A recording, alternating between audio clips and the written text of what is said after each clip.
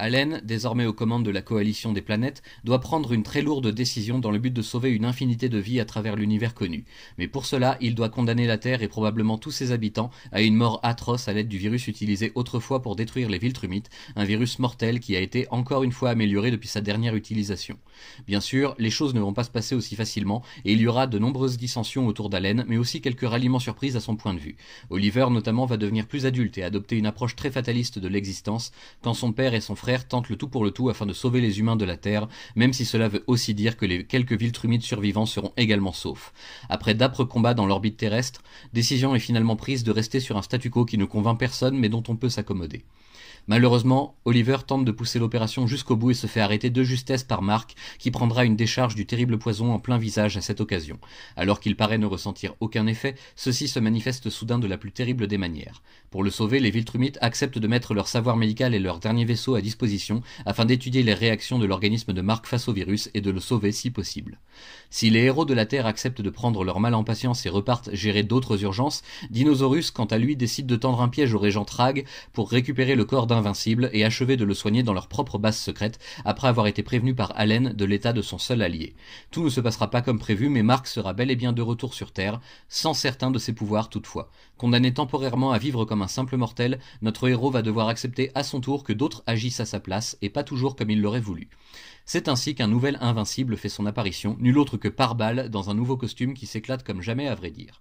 Difficile de songer que Mark puisse un jour reprendre ses fonctions, surtout avec le Pentagone qui le surveille de près à cause de son association avec Dinosaurus encore toute récente.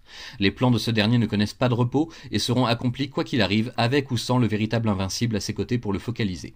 Mais un danger bien plus grave et pressant menace la planète Terre. L'Empire extradimensionnel flaxien refait une nouvelle apparition à travers un nouveau portail, cette fois-ci en plein milieu de Londres, causant immédiatement d'importants ravages à la fois à la ville et à ses habitants. Tous les héros disponibles sont mobilisés en urgence, tout le monde est sur le pont pour ce qui se présente comme ultime bataille contre les flaxiens, bien décidés cette fois-ci à ne s'épargner aucun effort pour leur grande œuvre de destruction. À cette occasion, nous en apprendrons davantage au sujet de la longue période de temps passée par Robo et Amanda dans la dimension flaxienne, pas loin de 7 siècles pour eux, l'équivalent d'une douzaine d'années seulement pour leur morphologie humaine. Durant tout ce temps, beaucoup trop d'événements ont eu lieu, un empire a été renversé, de nouvelles nations et de nouveaux pouvoirs ont émergé, des alliances ont été forgées et un amour réciproque s'est enfin exprimé avant de connaître une nouvelle crise en profondeur. Aujourd'hui, le lourd secret d'Amanda est sur le point de tout faire basculer quand le nouvel empereur Monax de Flax s'avère pratiquement impossible à stopper tant il paraît puissant et, disons-le, invincible. Il ne faudra pas moins que toutes les forces en présence combinées afin de terrasser cette armée, et Monax, quant à lui, sera retenu avec peine au Pentagone dans les sous-sols secrets destinés aux criminels de son espèce. Mais si Amanda a tôt fait d'avouer à son amant la faute qu'elle portait en elle depuis si longtemps, Robo lui réserve lui aussi une petite surprise qui aura sans doute de graves conséquences. Voilà un 8e tome de l'édition intégrale de la série Invincible, et ce qu'il y a de plus marquant, c'est qu'il se déroule pratiquement sans son héros-titre après le premier tiers. Incapacité par ses blessures et sa convalescence, Mark se contentera de regarder les infos pour se tenir au courant des combats auxquels les autres héros participent. C'est plutôt dur à admettre, mais c'est une bonne idée en soi, puisque comme on le comprend à cette occasion, personne n'est jamais vraiment invincible. Les Viltrumites semblent avoir aussi une petite part de mystère encore en réserve, le régent Trag faisant immédiatement taire un scientifique qui lui annonce une nouvelle concernant Mark.